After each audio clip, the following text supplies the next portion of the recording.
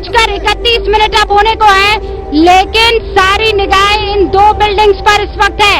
103 metre ऊंची ये building, 97 metre ऊंची वो दूसरी बिल्डिंग, दोनों ही बिल्डिंग। और ये देखिए,